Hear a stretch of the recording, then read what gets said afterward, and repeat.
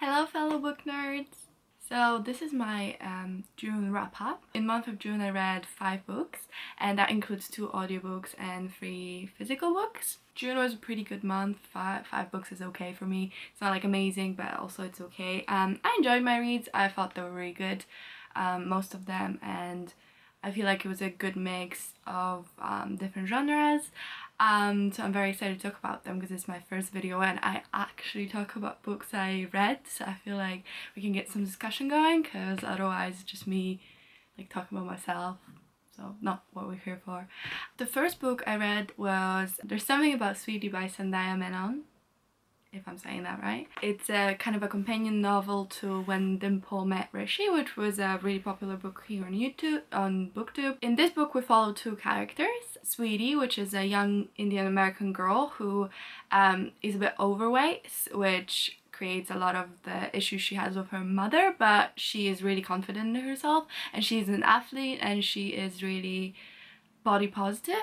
And a male character whose name is Ashish, and he's the brother of Rishi from the first book, and he is this star athlete, tall jock. He's also Indian American.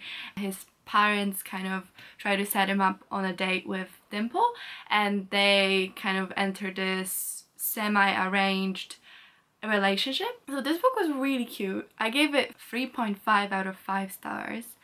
And that's because it was really adorable. I listened to an audiobook, it's really good. I like how they made accents for the aunties and the moms, and it felt very authentic in that way and really helped me get into the story. It was a bit weird at times because I felt like there was inconsistencies with the narrators' voices, because there was a male narrator and female narrator and they ditched each the chapter of point of view of the either character. But there was a bit of inconsistency because when it was the male character's point of view and the girl and Dimple would talk, they had one actress do the voice, but it wasn't the same actress as was doing Dimple's point of view, which I thought was really strange. And then at least it doesn't sound like the same actress, but I might be completely wrong. And so I listened to it on a car journey which was supposed to take 3 hours, but we were stuck in traffic, so it took 7 hours. So I had a really good just sit down and listen to it. I really enjoyed it. I thought the character of Sweetie was really empowering. She was really good. She was really interesting. She had her own interests. She was a really good athlete, which was really appreciated. Like I said, she was really body positive. She never had issues with herself. It's other people that have issues with her weight, but she always thought she was beautiful and she really loves herself, which I think is a really powerful message. As for the male character Ashish, so I like him, right? I think they're absolutely cute together, but at the same time I found him so annoying because 90% of the book, I'd say 90%, he's just feeling so sorry for himself and all he thinks about. So he's this like star athlete jock, but because his first ever girlfriend broke up with him at the very beginning of the story, he's feeling really sad and like lost a bit, and which I totally get. But all he ever talked about was like how amazing he is, how he is in Balltopia because he's good at basketball, so he's in Balltopia, and he needs his mojo back because now he's an embarrassment because he can't take all the ladies on. And like, the boys really think like that. I don't know, it just felt so weird, like not really realistic for him to be that into himself. And also, I'm supposed to really like him, but he's so into himself. I'm like, oh, you have enough love as it is. Like, but in all, he was a good character. I would just find him a little bit too much, and he was such a drama queen. Like, such a drama queen. Like, this was his first girlfriend. I don't know how long they dated for, but it wasn't very long. It was like 3 months maybe, I'm not sure. And okay, I get that it's your first relationship, so it's a really big deal, and like, it feels like the end of the world. But at the same time, he was just so dramatic. Everything was such a big deal. And can we just stop with Celia, which is his ex-girlfriend? Like, oh my god, just so much drama. And I think that was my biggest thing with the book and why I gave it 3.5 stars. It was just really cheesy and really dramatic. Like, they were talking about like eternal undying love after seeing each other like 7 times. And I was just it's a bit much. It's a bit too cheesy. It's a bit too dramatic. But at the same time, I totally get it. And I think if I was maybe 17 when I was reading it, I would totally love it. I'd be like, oh my god, it's the cutest thing ever. And like, I still felt really cute, and I was like, oh my god, it's so adorable, like these children. But at the same time, that all I could think is like, oh, these children are just so dramatic, like just get a grip, like come on. But altogether it was really good, and I did enjoy it. One thing about Sweetie that really frustrated me was how she would not stand up for herself to her mom, and she kind of let her walk all over her. But at the same time, I think it's really realistic, because it's true to the culture in many instances, of obviously not all instances, and I'm not saying that makes it right, but at the same time she was a very well raised, very polite person, and I know it can be a bit hard to stand up to your parents. If you want something really sweet, I can't take the sugar anymore, but also I kind of love it, and it's just so adorable. I would recommend it. So the second book I read was The Drive by Jane Harper.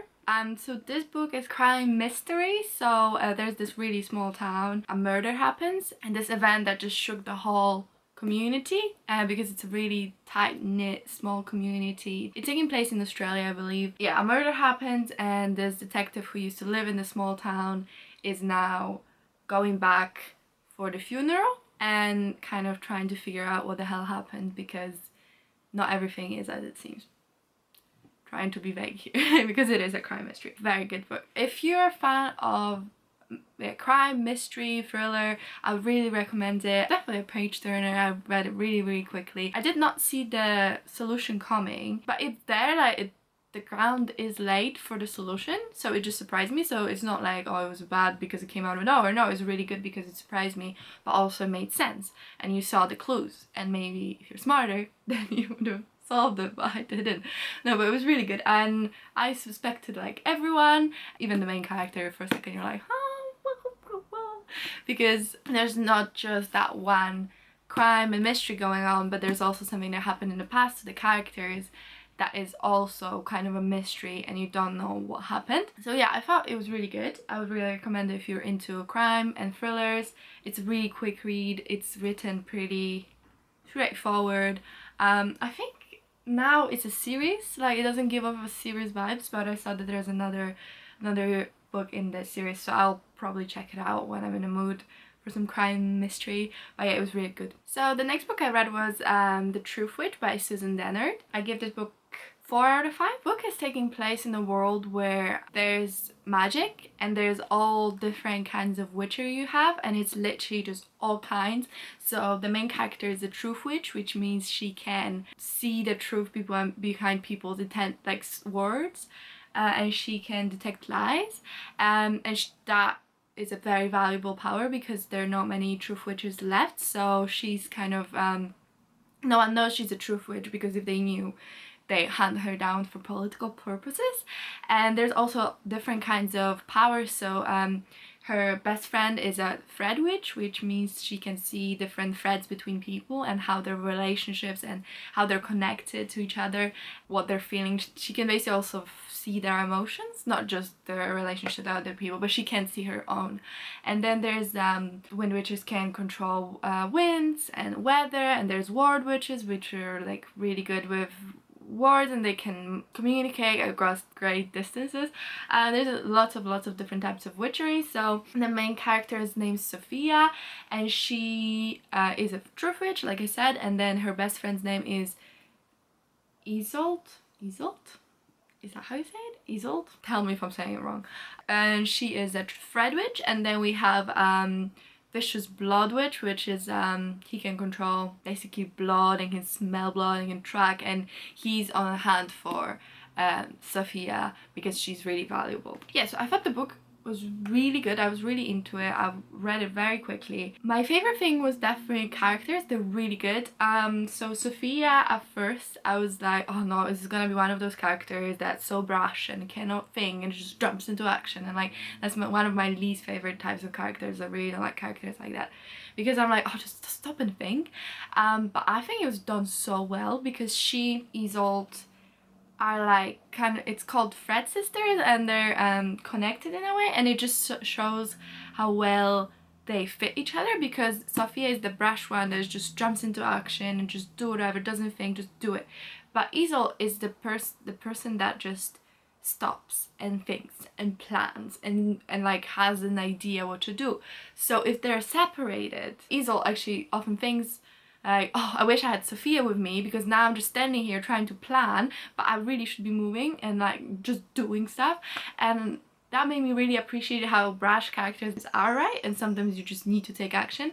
And I think that was really well shown, that without each other they're not as effective, because they're really effective as a team.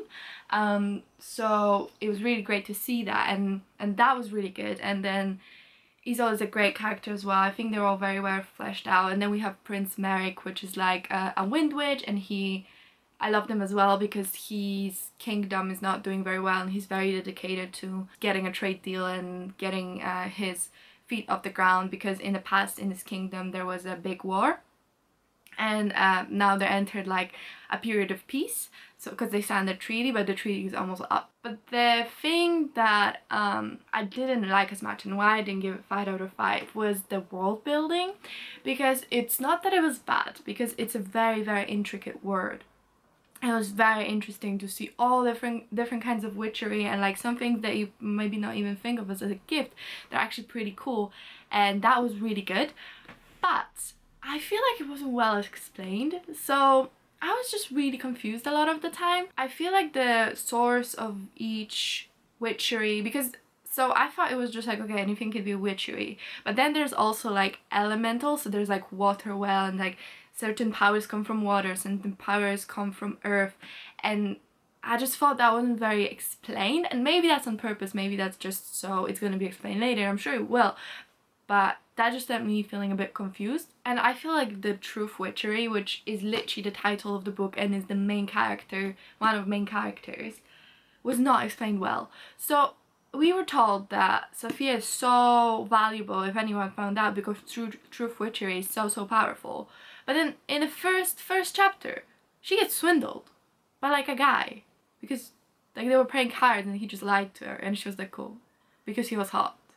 So I'm like, so you can tell the truth unless someone's hot and you're distracted? And like, her gift did not feel powerful at all. Like a lot of the times she would say that she feels something with her Truth Witchery, but then she's like, oh, never mind, I'm just gonna go with my gut feeling or like my preconceived assumptions.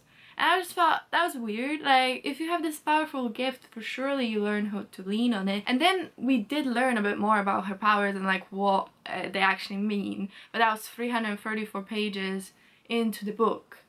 So I spent all those pages just really confused, and I was like, why do you care about her? Like, I don't get it. She basically doesn't use her power, and even when she uses it, it can be wrong so easy. So yeah, that's my biggest complaint, and maybe that's just the style she's going for, and that's how she wants to tell the story, and that's fair enough. Like, if that's on purpose, and if you like that, that's completely fine as well. I personally felt a bit confused, and I felt like I didn't understand a lot of it, but I still really enjoyed it. Like, I'm definitely gonna continue, and I love the characters, and I thought the plot was interesting. And then I don't understand why being a Thread Witch, which is what Isolde is, isn't more valued, because we are told that Truth Witchery is important for political reasons. But surely if you can see people's emotions and their threads, how they're connected to other people, that is so powerful as like a political tool. You can literally know what your opponent's feeling when you're negotiating. You can like adjust and play on their emotions. Like, I feel like that's a really powerful thing. This last thing I want to say is like Vivia, which is Merrick's sister. Anyone else, does she not remind you of Zuko's sister from Avatar: The Last Airbender? Like, she just gave me such vibes of Zuko's sister. She's being like total creep, and like so intense. That makes me nervous for the next installments, because Azul is batshit crazy. So the next book is Bad Blood by John Carrere. I don't know how to say his name. So this was a non-fiction. So this year I've been trying to read at least one non-fiction book a month. So this tells a story about a famous case of Elizabeth Holmes and her failed startup. It was a big scandal how the company basically was selling a product they do not have that was supposed to revolutionize the medical field. This book is written by the journalist who uncovered the story and wrote an expose on the firm. So I'm sure you know the story, but basically what it's about is that there was a company and they were claiming that from like this small of a blood sample, just like a fingertip prick, they could analyze all kinds of diseases on home on devices, and that was what the company was about and what the product was supposed to be. But the big scandal was that they were selling, and they were basically fooling the investors and were selling a product that did not exist because they could not make it work. This book was really, really interesting. I've heard about the story before, but I never knew too many details about it.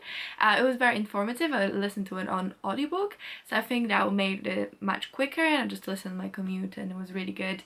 Maybe if I had to sit down and read it, it took me much longer, but because it was listening to it was very, very easy to listen to. I think the structure of the book was well, everyone was explained really clearly. I always knew when I was in the story.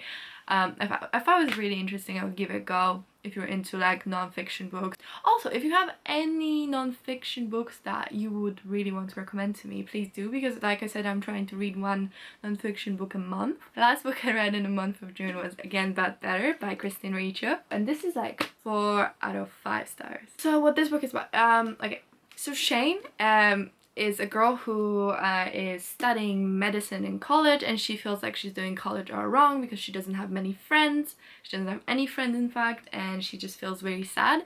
So she feels like she needs a fresh start, she needs a do-over. So she goes on exchange to England. I really liked it. I thought it was really cute. It was a really cute read. It wasn't what I expected because I thought it was just straight up contemporary, but it does have kind of elements of magical realism to it, so it depends if you're into that, I guess. But I actually enjoyed that part of it. I was half expecting it because people said there was like a twist, so I was kind of like waiting for the twist to happen. I like the main character. I thought she was really funny, she was relatable, but at the same time it was Christine, you know? And like a lot of people said that, and obviously Christine said that she based the book on her own experiences, but like the main character is her, you know, like basically is her. And I thought that was a bit too much on the nose, a bit much. But at the same time, like, fair enough to her, she wanted to insert herself in the story and tell her story, so I understand that. And it's not like I didn't like the character, I really liked her.